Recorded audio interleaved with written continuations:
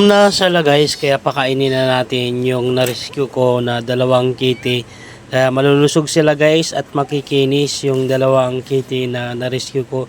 At hinahanap nila talaga yung pagkain sa inyo. Kaya yung pagkain na para sa kanila guys ay tinabi ko at para kasi inakyat ko. Ang dami kasing mga aso na pinapakain ko din, kaya inakyat ko sila sa taas para hindi sila maagawan ng pagkain, kasi para at least kahit paano mabubusog sila.